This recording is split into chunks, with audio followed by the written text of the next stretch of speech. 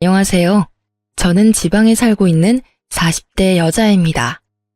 사연을 듣다 보니 참 욕이 절로 나오는 사연들이 많던데 저 역시 욕이 술술술 나오는 사연을 품고 있어 구독자분들과 함께 한바탕 욕이라도 하고자 사연을 쓰게 되었어요. 함께 해주시겠어요? 남편과 전 결혼한 지 7년 차가 되는 부부였어요. 남편과 저 사이엔 애교로 똘똘 뭉친 4살이 된 예쁜 딸이 있었고 사이는 그냥저냥 평범했어요. 손꼽힐 만큼 인고 부부도 아니었고 그렇다고 해서 하루가 멀다고 싸우는 사이도 아니었고요. 딸은 어린이집을 다니고 있었는데 맞벌이를 하다 보니 아침엔 일찍 집에서 나서고 오후엔 늦게 집으로 돌아오게 되었는데 어느 순간부터 딸이 그 상황을 너무나도 힘들어하더라고요. 남편과 전 고민에 빠졌고 대화를 해본 결과 딸 바보인 남편이 육아휴직을 쓰고 딸을 돌봐주기로 했어요. 여보, 그냥 내가 육아휴직 쓸게. 응? 정말? 정말 당신이 쉬어도 되겠어? 우리 회사 생각보다 육아휴직에 관대하기도 하고 무엇보다 채민이가 힘들어하는데 하는 수 없지.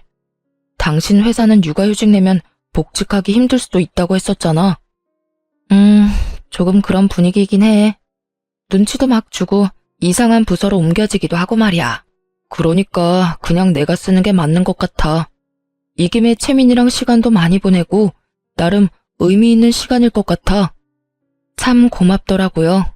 사실 쉬운 결정은 아니잖아요. 그럼에도 불구하고 흔쾌히 사실 자기는 좀 쉬고 싶었는데 잘 됐다며 자신이 휴직을 낼 테니 아무 걱정하지 말고 회사 생활 잘 하라고 응원해 주더라고요. 이제 우리 집은 가장이 저라고 하면서요.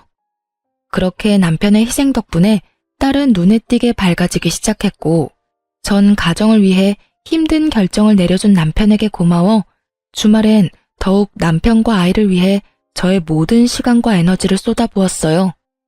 그렇게 참 든든하고도 고마운 남편이었는데 어느 순간부터 저의 고마웠던 마음이 무너져 내리기 시작했어요. 시작은 사소했습니다. 육아휴직 후 처음엔 청소부터 빨래, 설거지까지 싹 해놓던 남편은 어느 순간부터 아무것도 하지 않기 시작하더라고요. 그럴 수 있다고 생각하며 남편을 이해하려고 노력했지만 도저히 이해되지 않는 것이 있었어요.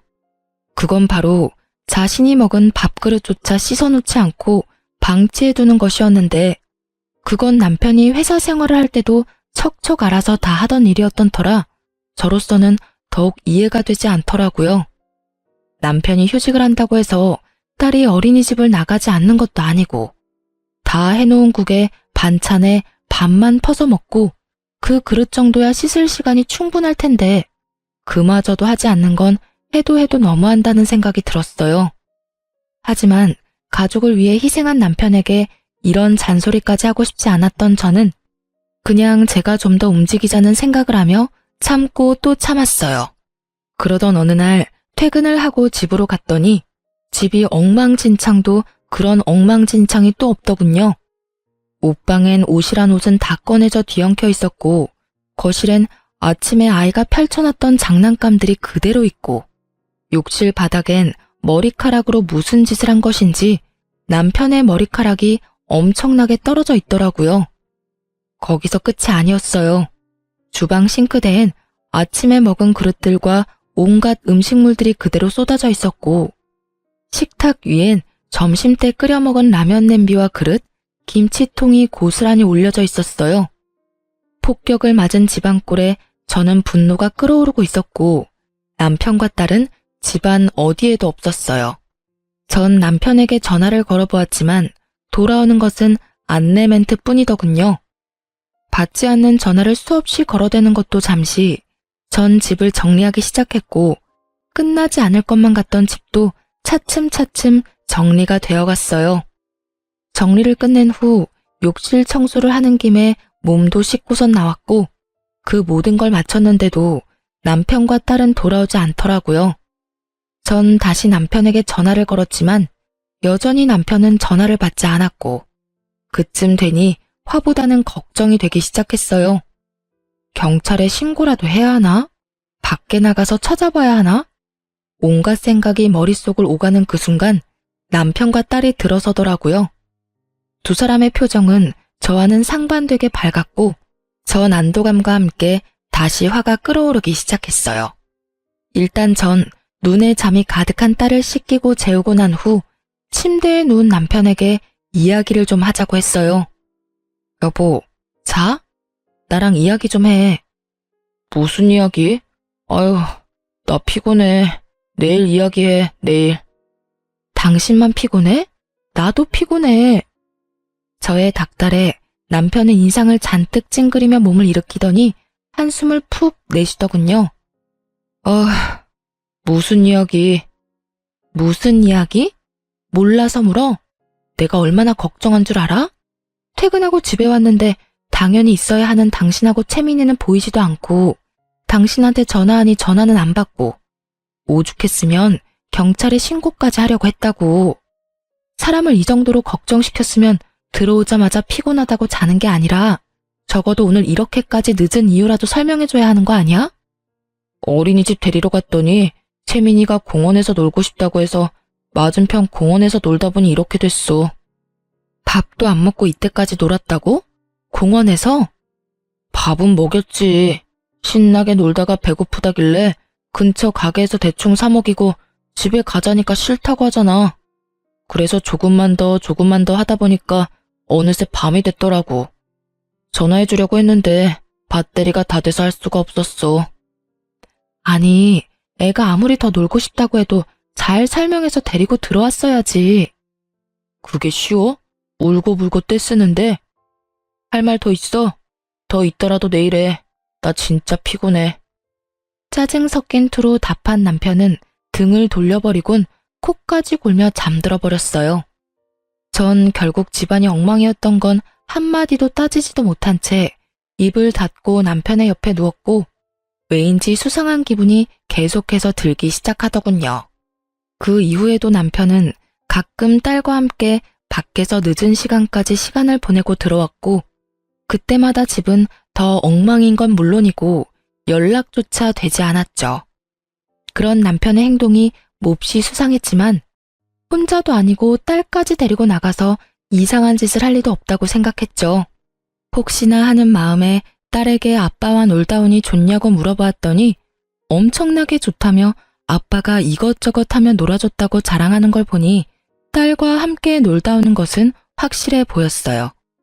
그래서 전 남편에게 딸과 노는 것도 좋고 늦는 것도 좋고 다 좋은데 다른 건 몰라도 이렇게 늦는 날엔 제가 걱정하지 않게 연락이라도 하라고 했고 남편은 귀찮아 죽겠다는 얼굴로 알겠다고 하더군요.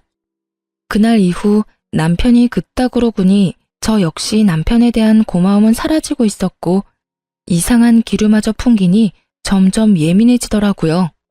그런 저의 예민함을 남편도 느꼈는지 어느 날부턴 다시 집을 치우고 저녁까지 해놓고 저를 기다리기 시작했어요. 말투도 전보다 더 다정하게 바뀌었고요. 여보 왔어? 샤워하고 밥 먹을 거지? 얼른 씻고 와서 밥 먹어. 내가 다 차려놨어. 어? 웬일이래? 밥상까지 다 차려놓고. 웬일은 무슨. 이제 내가 살림 잘 살아줄 테니까 당신은 집안일 신경 끄고 바깥일이나 잘해. 어쩐지 수상한데? 뭐, 돈 필요해? 돈은 무슨, 나도 돈 있어요. 이상한 소리 하지 말고 얼른 씻고 오기나 해. 나도 배고파. 이렇게 말하며 제 등을 떠미는데 기분이 좋아야 하는데 왜인지 수상하더라고요. 왜 그런 거 있잖아요. 좋은 일 있는 사람이 묘하게 들떠서 과한 친절을 베푸는 딱 그런 사람 같더라고요. 전 남편의 행동이 더욱 의심스럽게 느껴졌고 그렇게 남편을 주시하고 있는데 아이의 어린이집 체육대회 날이 다가왔어요.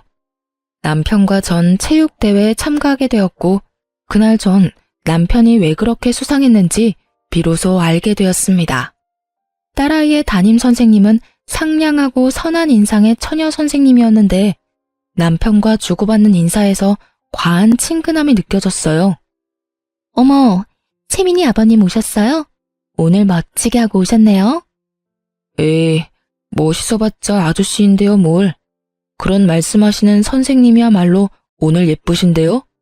운동복도 잘 어울리시네요. 그래요? 감사합니다, 아버님.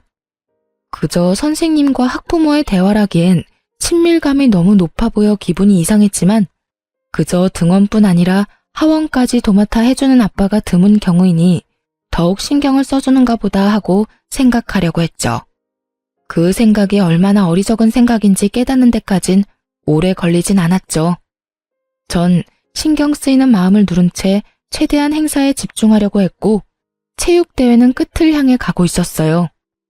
드디어 마지막 경기만을 남겨두고 있었고 마지막 행사는 다름 아닌 부모님들과 선생님이 모두 참가하는 달리기 시합으로 아이는 물론 모든 선생님들이 참가하게 되었죠. 저와 남편은 참가하지 않아 멀찍이서 구경을 하고 있는데 열심히 달리던 딸아이의 담임 선생님이 발을 헛디뎌 그만 넘어지고야 마는 것이 아니겠어요? 쾅 소리와 함께 선생님은 넘어졌고 모두 걱정 가득한 시선으로 바라보는데 그 순간 제 옆에 있던 남편이 어느새 선생님의 곁에서 그 선생님을 부축하고 있더라고요. 일순간 분위기는 싸해졌고 순간적이지만 제 심장이 덜컥하고 내려앉는 기분이 들더군요. 남의 일엔 관심이라곤 없던 남편이 선생님이 넘어지는 모습을 보자마자 반사적으로 튀어나가 스스럼 없이 부축까지 하다니. 저는 차라리 눈을 감아버리고 싶었지만 최대한 아무렇지 않은 척 애써 미소를 지어 보였고 이상한 분위기를 감지한 원장님이 나서 그 선생님을 데리고 가는 바람에 상황은 일단 일단락이 되었어요. 집으로 돌아오는 길, 남편은 아무 말이 없었고 저 역시 말을 하고 싶지 않았어요. 그렇게 조용한 분위기에서 집으로 돌아왔고 오는 차 안에서 곤히 잠들어버린 딸을 침대에 눕히고 나오니 남편이 씻고 있더라고요. 떨어지는 물소리를 들으며 아무리 좋게 생각해보려고 해봤지만 생각하면 할수록 남편의 행동이 수상하고 이상했어요. 그렇게 상상의 나래를 펼치고 있는데 남편이 식탁 위에 올리고 간 휴대전화가 울리는 것이 아니겠어요? 전화를 건 상대방은 다름 아닌 딸아이 담임 선생님이었고 감사 인사라도 전하려고 그러나 하고 전화를 받으려는 순간 물기도 제대로 닦지 않은 남편이 어느새 저에게 다가와 휴대전화를 낚아채더니 화를 내기 시작하더라고요. 야, 넌 왜 남의 전화를 함부로 만져? 야라니, 남이라니요. 이때껏 아무리 화가 나도 야라는 호칭은 쓰지 않았던 남편인데 휴대전화 좀 만졌다고 불같이 화를 내니 너무 당황스럽기도 황당하기도 하더군요. 묻지도 않고 만져서 미안한데 전화가 와서 그랬어. 그런데 담임 선생님이 왜 당신한테 전화를 하는 거야? 따로 전화할 일이 뭐 있다고? 감사 인사 정도야 문자로 해도 되고 굳이 전화할 일이 없잖아. 그걸 내가 어떻게 알아? 내가 전화 걸었어? 하여튼 2번 다신 남의 물건에 손대지 마. 알겠어? 더욱 화를 내던 남편은 다시 욕실로 들어가 버렸고 전 차분하게 머릿속을 정리했어요. 지나치게 친근해 보였던 두 사람. 선생님이 넘어지자마자 반사적으로 튀어나가 서슴없이 부축하던 남편의 손길. 그리고 방금 전화까지. 설마는 확신이 되어갔고 그럴수록 전 더욱 차분해졌죠. 생각이 정리될 때쯤 남편이 나왔고 남편에게 묻고 싶은 이야기는 많았지만 참고 또 참으며 최대한 아무렇지 않게 남편을 대했어요. 평소와 다름없는 제 모습에 남편은 안심이란 걸 하는 듯했고 그렇게 주말이 지나 월요일이 되었죠. 전 평소와 마찬가지로 출근을 한다며 집에서 나와 예약해두었던 렌터카를 타고 남편을 뒤쫓기 시작했어요.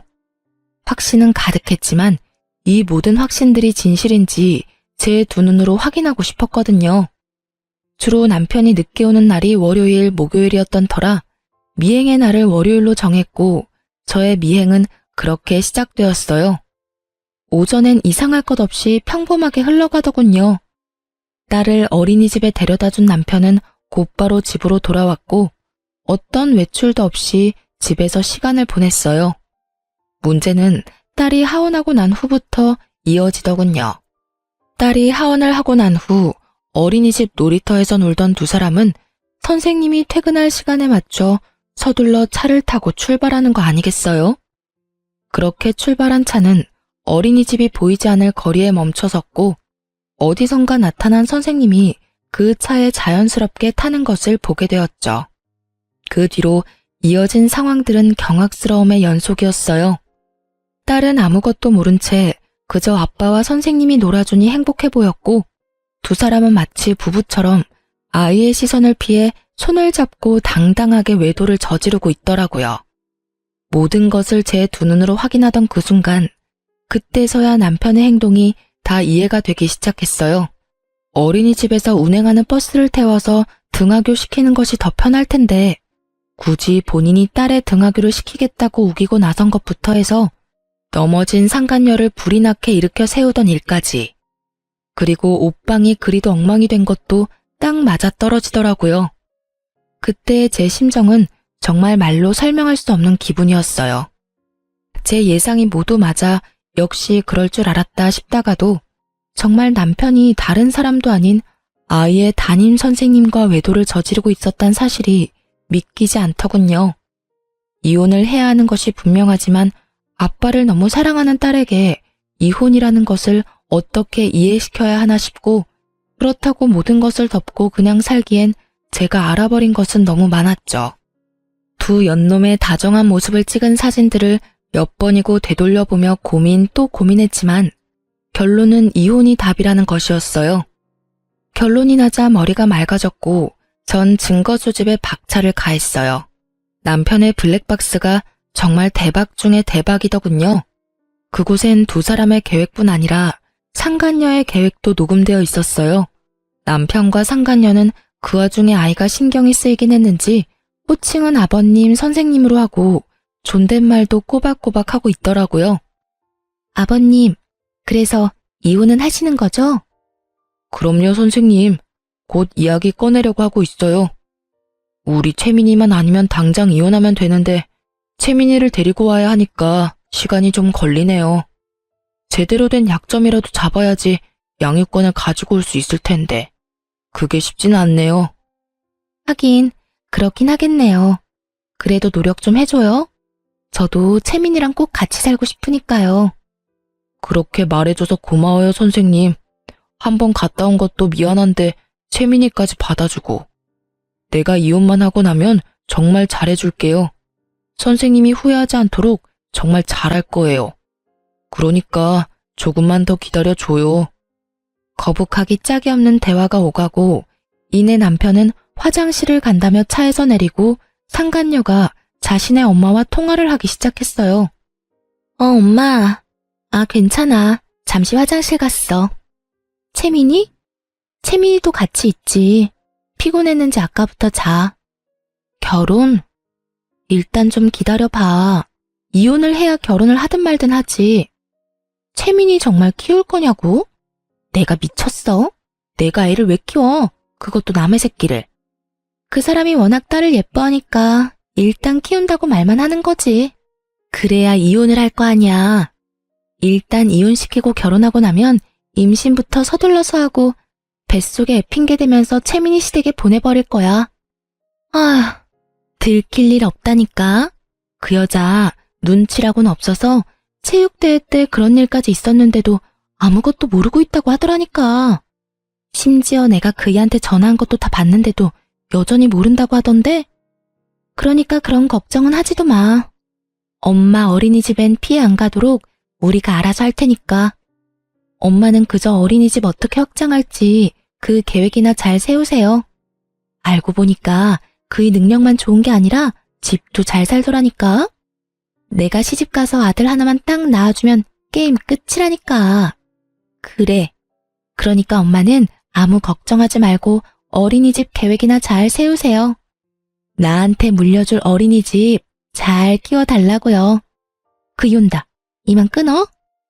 참 대단한 여자더라고요. 유부남 꼬셔서 이혼시키는 것도 뻔뻔하다 싶은데 애까지 뺏어가다뇨. 심지어 그 애는 바로 시댁에 버릴 계획까지 세우고 있다니.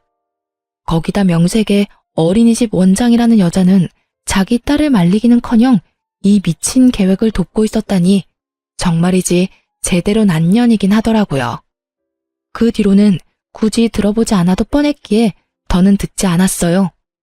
이미 다스릴 수 없을 만큼 화가 나 치가 떨려왔고 남편도 남편이었지만 상간녀만큼은 절대로 용서할 수 없는 지경이었어요. 전 확실하게 하기 위해 며칠에 걸쳐 증거들을 더 모았고 변호사를 만나 상담까지 마쳤어요. 모든 준비가 끝난 후 전 딸과 함께 친정으로 가기로 했죠. 여보, 그동안 고생 많이 했어.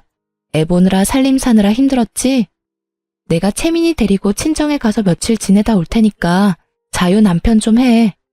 오랜만에 친구도 좀 만나고 술도 마시고 간만에 자유를 좀 누려. 진짜? 며칠이나 있다가 올 건데? 나 정말 쉬어도 돼? 그럼 정확히 날짜는 모르겠는데 이틀은 일단 있지 않을까? 아무튼 푹 쉬어.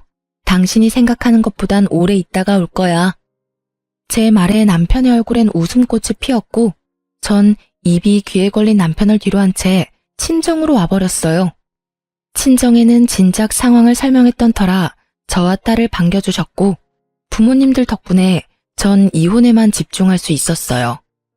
남편은 저의 예상대로 상간녀를 집에 불러들였고 모든 장면을 홈 CCTV를 통해 지켜보고 있었습니다. 자기야, 나왔어. 여기가 자기 집이야? 그럼 내 집이지. 와, 진짜 좋은데? 우리도 결혼하면 이렇게 좋은 집에서 사는 거야? 이거보다 더 좋은 집에서 살아야지. 그 여자 맨몸으로 내쫓고 여기보다 더 좋은 집에서 자기랑 나랑 채민이랑 행복하게 살자. 그래, 우린 정말 행복하게 살 수 있을 거야. 내가 그렇게 만들어줄 거거든. 그나저나 그 여자는 웬일로 채민이까지 데리고 친정에 갔대? 나도 몰라. 나보고 그동안 수고했다면서 좀 쉬라고 그러던데. 하긴 우리 자기 수고하긴 했지. 나랑 바람 피우느라. 그동안 고생했는데 내가 피로 쫙 풀리게 안마라도 해줄까? 진짜? 좋지. 더는 구역질이나 볼 수가 없더라고요. 모든 상황은 녹화가 되고 있었고 전 휴대전화도 끄고 눈도 그냥 감아버렸어요. 눈을 감으니 그간 남편과의 추억들이 차례대로 스쳐가더군요. 첫 만남에 설렜던 순간부터 결혼을 결심하게 된 순간들, 결혼식, 그리고 처음 딸아이를 품에 안는 순간까지도요. 그 추억의 끝은 남편의 외도였고 그제야 마음속에서 모든 것이 정리되는 느낌이 들었어요. 이혼하겠다고 마음먹은 것과는 별개로 그 순간까지도 남편에 대한 미련 비슷한 것들이 남아 저를 힘들게 하고 있었는데 비로소 그때 모든 것이 떨쳐지더라고요. 그 다음날 모든 증거를 가지고 아이들이 제일 많이 등원하는 시간에 맞춰 어린이집으로 향했어요. 어린이집에 도착하니 저의 계획대로 아이들을 등원시키고 모여 이야기하는 학부모들이 꽤 있더라고요. 심각한 표정의 제가 어린이집에 들어서자 모든 시선이 저에게 향했고 전 그대로 어린이집 현관 입구로 향했어요. 입구엔 보조 선생님이 계셨는데 심각한 표정의 저를 발견하곤 부탁하지도 않았는데 상간녀를 불러주더라고요. 누구보다 밝게 가식적인 표정으로 나오던 상간녀는 저를 발견하곤 표정이 굳어버렸고 타이밍 딱 맞춰 남편 놈도 불이 나게 뛰어와 제 옆에 서더군요. 사실 제가 출발하기 전 좋은 구경시켜줄 테니 어린이집으로 오라고 문자를 보냈었거든요. 사건의 주인공들이 다 한자리에 모였고 대화를 시작하기 전 남편의 자리를 다시 정해주었어요. 제 옆이 아닌 상간녀의 옆으로 말이죠. 여기 말고 네가 사랑하는 여자 옆에 가서 서. 제 말에 적잖게 당황한 남편놈은 반사적으로 부인을 하고 나서더군요. 그게 무슨 말이야. 사랑하는 여자라니. 채민이 엄마, 이분 채민이 담임 선생님이잖아. 남편은 부인하기 바빴고 상간녀는 붉어진 얼굴을 진정시키기 위해 손 부채질을 열심히 하고 있더라고요. 그 와중에도 저와 상간녀의 눈치를 살피는 남편놈의 행동은 제 화를 더 돋우는데 부족함이 없었죠. 전 그 자리에서 준비했던 증거를 두 사람에게 던져주었어요. 몇 장의 사진은 두 사람의 얼굴로, 몇 장의 사진은 바람에 날려 어린이집 정원에 떨어졌죠. 모여있던 학부모들은 앞다투어 사진을 줍기 바빴고 두 사람은 차마 사진을 줍지도 못하고 곁눈질로 사진을 보기 바쁘더군요. 무슨 말인지 정말 몰라서 그딴 말을 짓거리는 거야? 너 육아휴직 내고 애를 보는 게 아니라 여자를 보고 살았더라? 좋았니? 행복했어? 왜? 젊은 여자랑 같이 살 생각하니까 절로 웃음꽃이 폈어? 저는 언성을 높이며 소리를 질러버렸고 남편과 상간녀의 얼굴은 빠른 속도로 새파랗게 질려가기 시작했어요. 큰 소리까지 치며 난동 아닌 난동을 부리는 저로 인해 무슨 일인가 싶었던 다른 선생님들이 밖으로 나오고 많이 흥분한 듯한 저를 말리는가 싶더니 떨어진 사진들을 발견했는지 저마다 입을 가리며 경악을 금치 못하더라고요. 어머, 이게 다 뭐래요? 이거 채민이 아버님이랑 정 선생님 아니에요? 에이, 설마요. 어떻게 그런 짓을 해요? 아니라고 하기엔 지금 분위기가 좀 그렇잖아요. 많이 놀란 선생님이 저마다 한마디씩 하는 사이 기다리던 사람이 뛰어나오더군요. 그 사람은 바로 이 어린이집의 원장이자 상간녀의 엄마였어요. 이게 다, 채민이 어머님, 정말 죄송합니다. 이런 일이 일어나고 있는지 정말 꿈에도 몰랐어요. 정말 죄송합니다. 거듭 아무것도 몰랐다며 저에게 고개 숙여 용서를 구하던 원장은 큰 결심을 했다는 듯 이런 말을 하더라고요. 제가 직원 교육을 잘못 시켜도 한참 잘못 시켰습니다. 책임지고 해고하고 이 바닥에 다신 발도 못 붙이게 할 테니 힘드시겠지만 일단 진정 좀 해주세요, 어머님. 진정? 지금 내가 진정하게 생겼어요? 암요. 진정하시기 힘드시다는 거 저도 잘 압니다. 그러면 다른 학부모님들도 다 보고 계시고 일단 들어오셔서 이야기 나누실까요? 코웃음이 다 나더라고요. 상간녀와 남편의 관계를 진작 다 알고 있었다는 것을 블랙박스를 통해 다 알고 있는데 이리 소름을 끼치는 연기를 펼치며 아무것도 모르는 척을 해대니 코웃음이 날 정도로 어이없을 수밖에요. 저기요, 직원 교육은 둘째치고 딸 교육은 어떻게 했길래 이딴 짓을 벌일 수가 있죠? 네? 어머님, 그게 무슨 말씀이신지. 다 알고 있으니까 발뺌할 생각도 하지 마세요. 이 여자, 당신 딸이잖아. 아니 도대체 딸 교육을 어떻게 했으면 학부모이자 유부남인 남자와 놀아날 수 있는지 딸 키우는 입장에서 도저히 이해가 안 되네. 그걸 어떻게 아무도 모르는 사실인데? 지금 어떻게 알았는지가 중요해. 내가 뭘 얼마나 더 아는지는 궁금하지 않은가 봐. 나 당신네들 통화하는 것도 다 들었어. 뭐? 일단 이혼부터 시키고 임신부터 해서 내 딸을 시댁으로 보내버린다고? 그게 인간이 할 말이야? 그게 아이들을 보살피는 선생 입에서 나올 말이냐고. 저는 다시 한번 악에 받쳐 소리를 질러버렸고 제 말에 모여있던 학부모들은 경악을 금치 못한다는 표정을 지어 보이더군요. 남편 역시 화가 났는지 상간녀를 닥달하기 시작했고 상간녀는 절대 아니라며 잡아떼기 바쁘더라고요. 이 말이 전부 사실이야? 우리 채민이 버릴 생각이었어? 아니야, 자기야. 상간녀의 입에서 나온 자기라는 단어는 다시 한번 구경하고 있던 학부모들의 탄성을 자아냈고 상간녀는 그 모든 것이 상관없다는 듯 말을 이어나가기 시작했어요. 내가 채민이 정말 많이 사랑하고 아끼는 거 누구보다 자기가 더 잘 알잖아. 자기 생각 안 나? 내가 어떨 땐 채민이 엄마보다 더 채민이를 사랑하는 것 같다며. 그런 내가 채민이를 버리다니 다 거짓말이야. 나 믿지? 날 믿어야 해. 상간녀의 혼신의 힘을 다한 연기에 남편은 의심 가득한 눈초리로 저를 봤고 이런 상황을 예상했던 전 휴대전화를 꺼내 옮겨놓았던 파일을 틀어주었죠. 상간녀가 통화하는 목소리가 울려 퍼지고 상간녀의 민낯을 알아버린 남편은 충격에 빠진 듯 그대로 주저앉아 버리더군요. 그런 남편에게 전 한마디 던져주고 충격의 도가니가 된 어린이집을 빠져나왔습니다. 그래도 얼마나 다행이니? 채민이에 대한 마음은 거짓이었어도 널 사랑하는 마음만큼은 진심이라고 하니.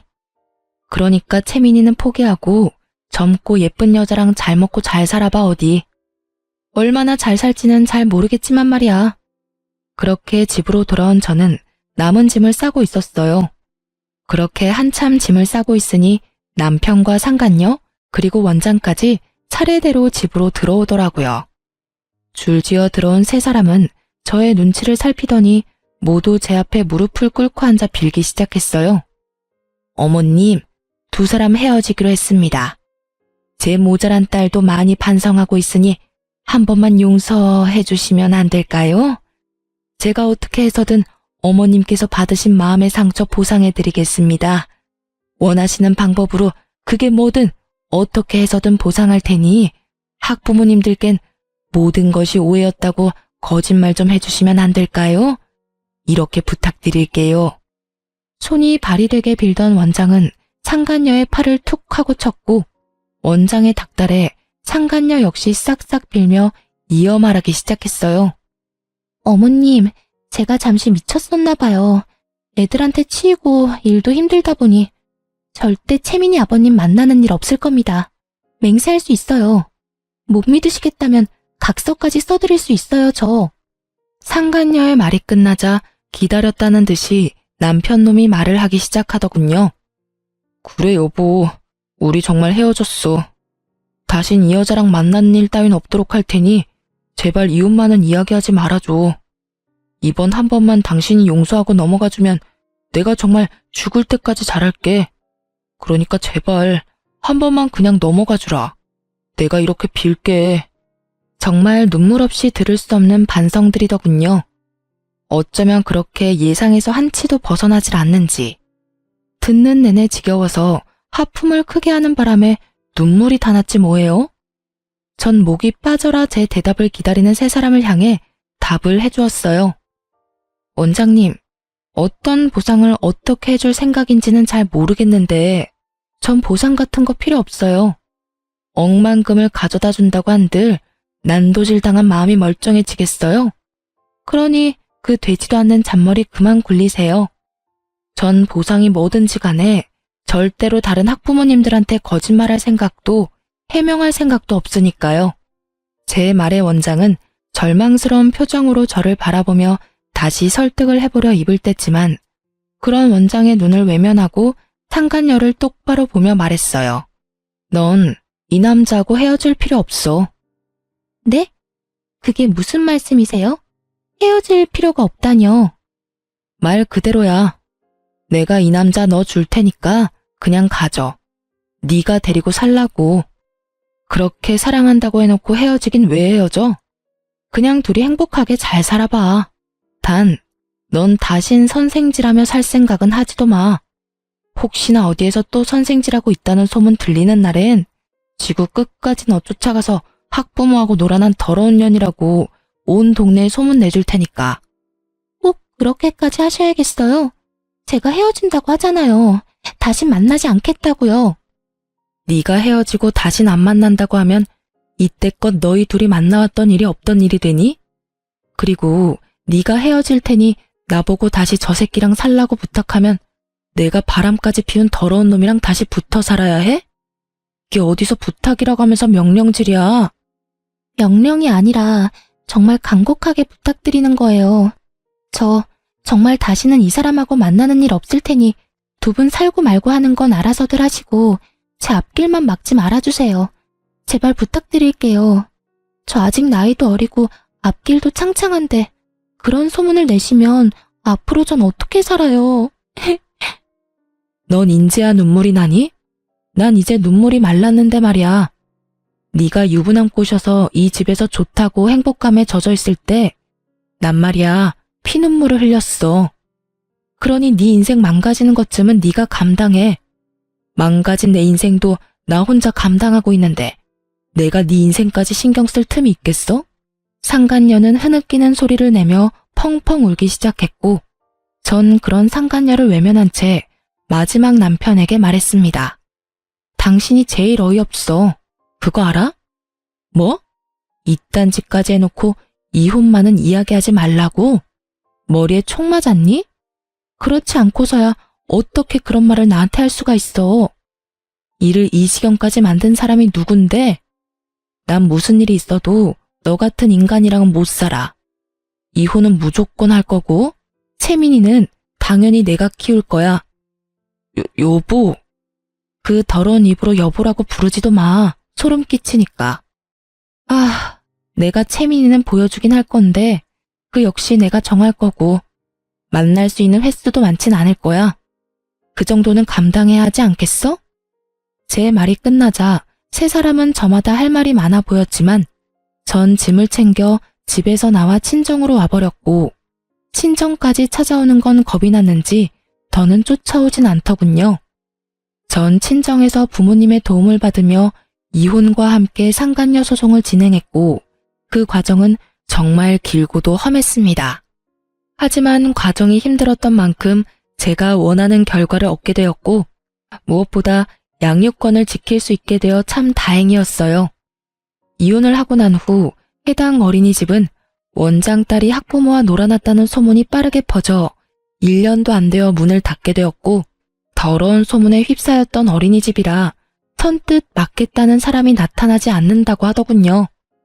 그 덕에 원장은 그 비싼 월세를 울며 겨자 먹기로 내야만 했고 어린이집을 연 지 1년도 채 되지 않았던 터라 투자금도 회수하지 못한 채 문을 닫게 된 원장은 거의 알거지 신세가 되었다는 소식을 들을 수 있었어요. 상간녀 역시 업계의 소문이 다 퍼져 취업이 어려울 것이라고 하고요. 이러나 저러나 저에겐 참 통쾌한 소식이더군요. 그렇게 저의 채증을 시원하게 날려주는 소식들이 전해지는 동안 시댁에서도 모든 사실을 알았는지 전화가 왔더라고요. 모든 상황을 이제서야 아셨다며 저를 대신해 전 남편 욕을 해주시더군요. 재민엄이야, 이야기 다 들었다. 어떻게 이런 일이 있을 수가 있는지 마음고생 많이 했지? 아, 처음 알았을 땐 많이 힘들었는데 이혼하면서 마음 정리를 해서 그런지 이제 많이 괜찮아졌어요. 매번 괜찮다고만 하니 정말 괜찮은 건지 아니면 그냥 괜찮다고 하는 건지. 며칠 전에 그 녀석이 집으로 찾아왔더구나. 젊은 여자 손을 잡고 왔길래 무슨 일인가 싶었는데 그때 모든 사실을 다 털어놔서 우리도 알게 됐어. 낯짝도 두껍지. 아무리 부모 앞이라도 부끄러운 것도 모르고 잘도 그 여자를 데리고 와선 말도 안 되는 소리를 늘어놓는데 정말 마음 같아선 뱃속에 다시 넣어버리고 싶었어. 어머님, 아버님 많이 놀라셨겠어요. 놀라기만 했겠어?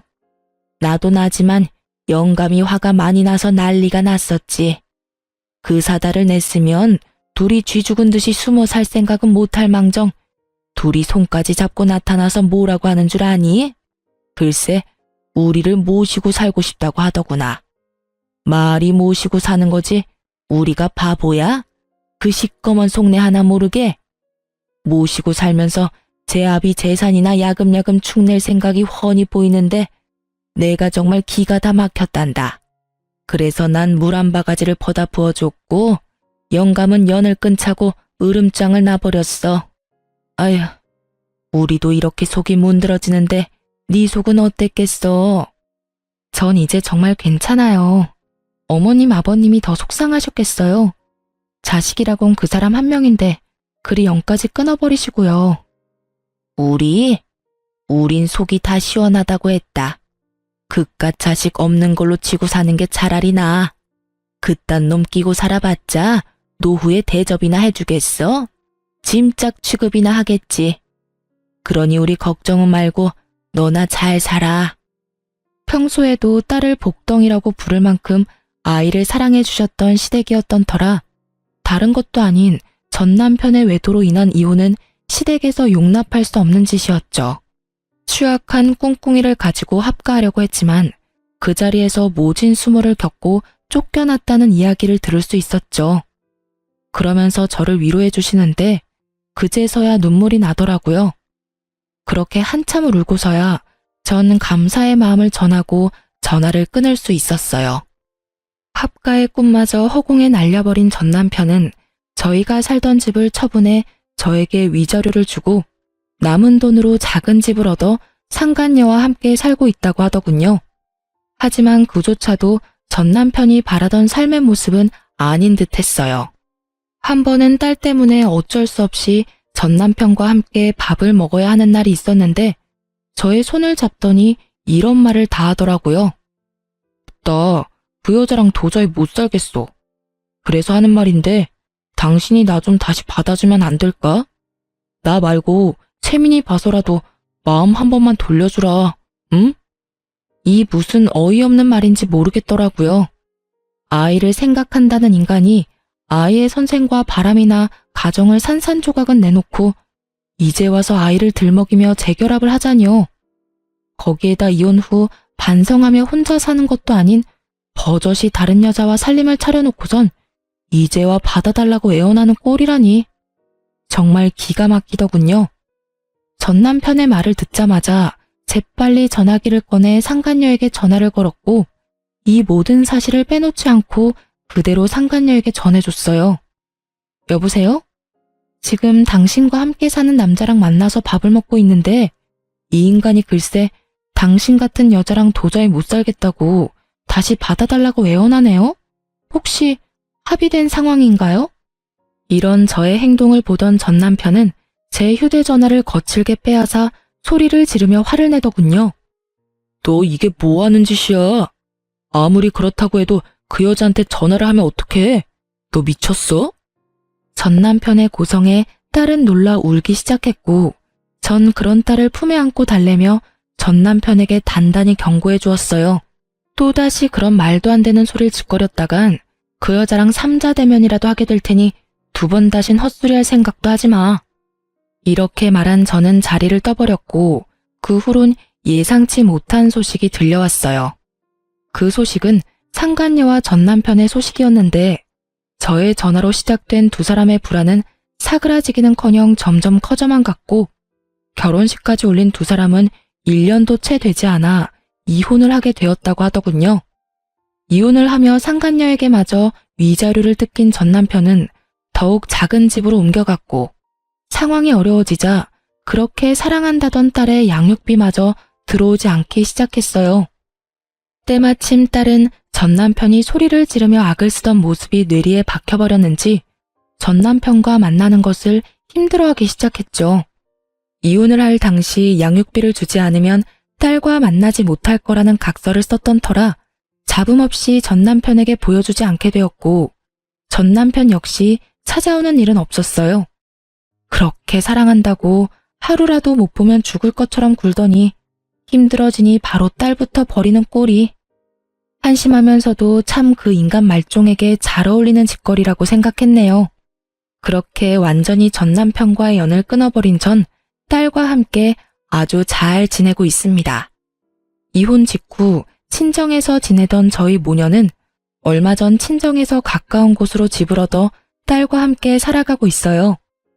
혼자 아이를 키운다는 것이 생각보다 더 힘든 일이지만 딸의 밝은 미소를 보면 그 어떤 어려운 일이라도 충분히 해낼 수 있을 것만 같아요. 얼마 전엔 전 남편이 양육비를 주지 않고 있다는 소식을 들으셨는지 전 시어머니에게서 연락이와 만나게 되었어요. 어머님이 저희 딸을 꼭 안아주시며 손녀와 한참을 이야기 나누시더니 저에게 통장을 하나 내미시더라고요. 재미너미야, 이거 바꿔라. 이게 뭐예요, 어머님? 이거 채민이 통장인데 언제부터 만들어 놓고선 이제서야 주는구나. 채민이 통장이요? 그래, 우리가 채민이한테 미리 주는 유산이야. 너한테 주는 거 아니고 채민이한테 주는 것이니 행여나 돌려줄 생각은 하지 말고 그냥 받아두거라. 전 주신 통장을 열어보았고 그 안엔 생각보다 꽤 큰 금액이 들어있더라고요.